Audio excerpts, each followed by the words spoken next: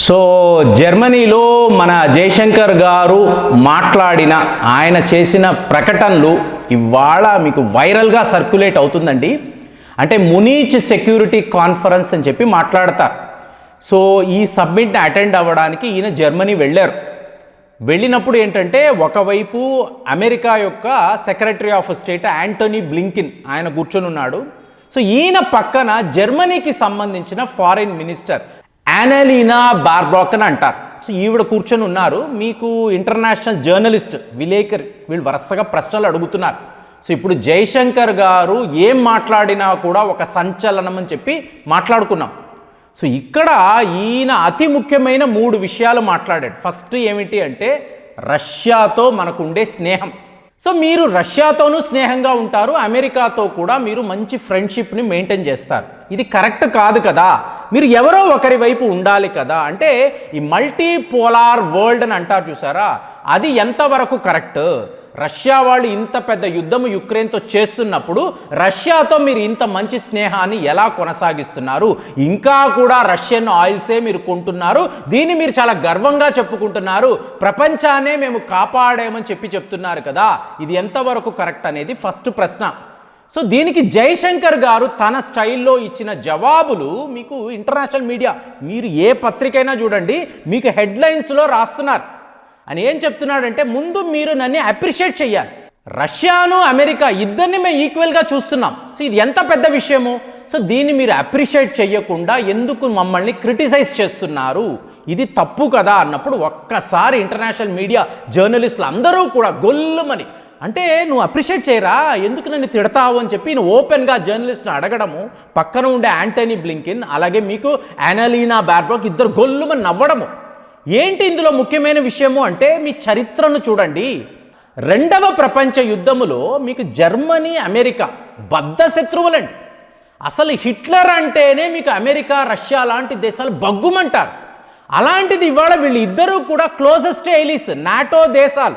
వీళ్ళు ఎప్పుడు కూడా రష్యాను ఎలాగ బోల్తా కొట్టించడము, రష్యాను ఎలా ఓడించడం ప్లాన్ చేస్తూ ఉంటారు. కానీ ఒకప్పుడు వీళ్ళు బద్ధ శత్రువులు. అంటే మీరు మీ చరిత్రను చూసారనుకోండి, మీ దేశము ఏమిటి, మీ దేశం యొక్క ఫారిన్ పాలసీ ఏమిటి అనేది క్లియర్గా తెలుస్తుంది. సో అలాగా రష్యా అన్నారనుకోండి, స్వతంత్రము వచ్చినప్పటి నుంచి కూడా రష్యాకు భారత్ మధ్య చాలా మంచి స్నేహం ఉందండి. అలాంటిది మేము రష్యాను సడన్గా ఎలాగ విడిచిపెడతాము, రష్యాతో మేము ఎలా బ్రేకప్ చేసుకుంటాము? కుదరదు కదా. మరి వీళ్ళు ఇంత శత్రువుల్లా ఉన్నవాళ్ళు ఇంత క్లోజ్గా ఎలా అయ్యారు? అవకాశాలు ప్రస్తుతము ఉండే మోడర్న్ టైమ్స్లో మీకు స్థితిగతులు మారిపోతాయి. జియో పొలిటికల్ టర్నోవర్ అనేది ఒకటి ఉంటుంది.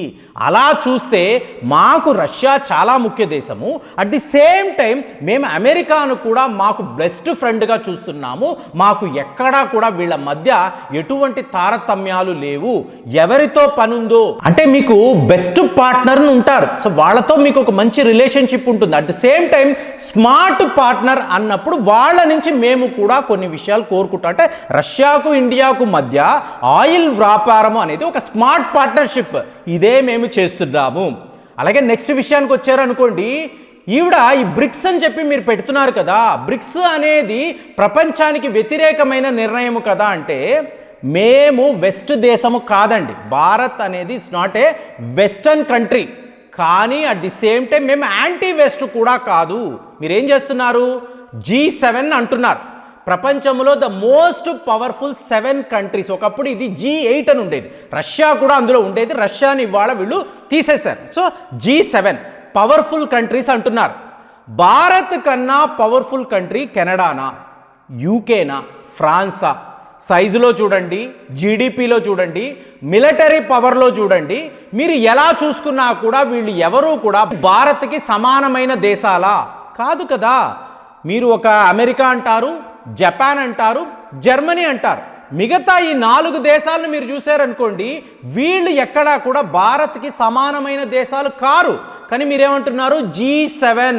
G7 ఈ ప్రపంచంలో పవర్ఫుల్ కంట్రీస్ అన్నారు. ఇందులో నిజమే లేదు కదా. కాబట్టి మేమేం ఆలోచించాము? అసలు సిసలైన పవర్ అంటే ఒక రష్యా, ఇండియా, చైనా, వీళ్ళు చాలా పవర్ఫుల్ కంట్రీస్ కదా. సో మాకు సంబంధించిన ఒక గ్రూప్ని మేము ఏర్పాటు చేశాం.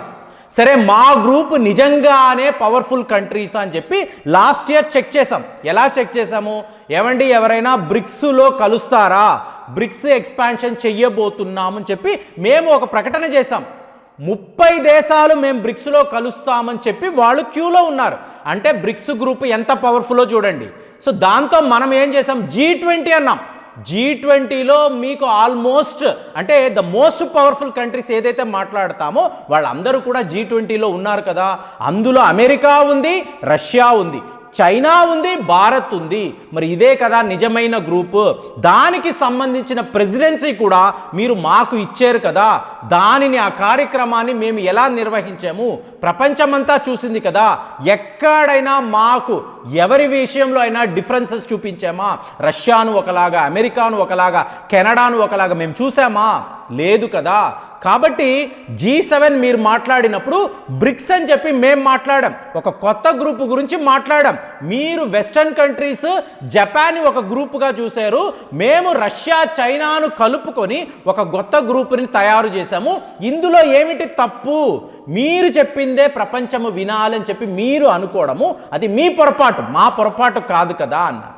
సో నెక్స్ట్ ఇజ్రాయెల్ చేస్తుంది కరెక్టా, హమాస్ చేస్తుంది కరెక్టా?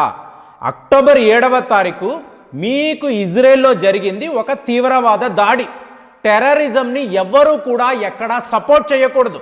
అంటే మీకు యునైటెడ్ నేషన్స్లో ఉండే 193 దేశాలు కూడా టెర్రరిజంని వ్యతిరేకించాలి. సో ఇది ఏ రోజు మనము చేస్తామో అప్పుడే మనము కొత్త ప్రపంచాన్ని చూస్తాము.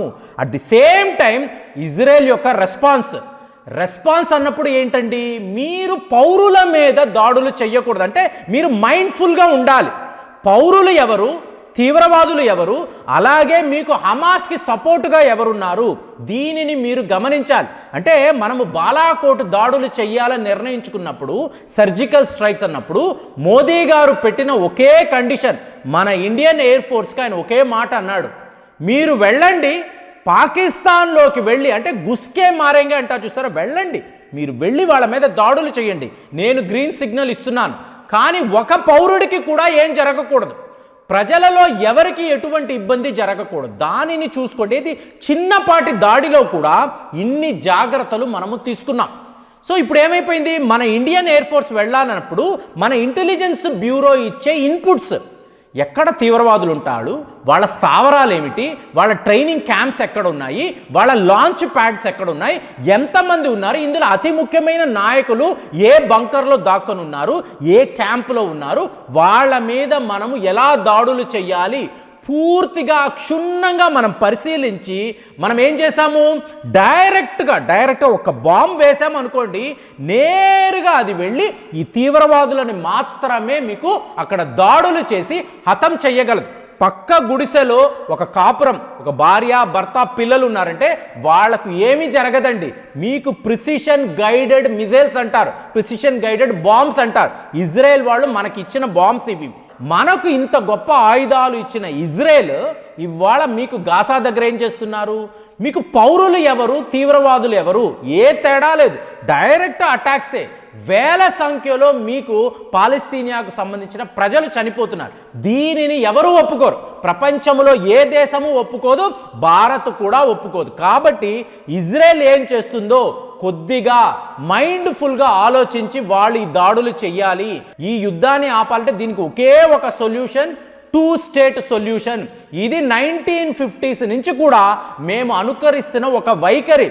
ఇజ్రాయెల్ ఒక దేశము, పాలస్తీనియా ఒక దేశము, వీళ్ళకి కావలసిన సరిహద్దులను యునైటెడ్ నేషన్స్ నిర్ణయించాలి. సో వీళ్ళ మధ్య ఎటువంటి ఘర్షణ ఉండకూడదు, తీవ్రవాదం అసలే ఉండకూడదు, తీవ్రవాదాన్ని ఎవరు ఒప్పుకోరు. సో ఇలాగ 2 కొత్త నేషన్స్గా మీరు ఏర్పాటు చేసినప్పుడు ఈ సమస్యకు పరిష్కారం ఉంటుంది. కాబట్టి మీ అనాలిసిస్ ఎలా ఉంది, అసలు మీ ఒపీనియన్ ఉంది, ఈ సమస్యలకు పరిష్కారం మీరు కూడా చెప్పగలరా? సో మీ అభిప్రాయాలను కామెంట్స్లో తెలియజేయండి. మళ్ళీ వచ్చే వీడియోలో కలుద్దాం. జై హింద్.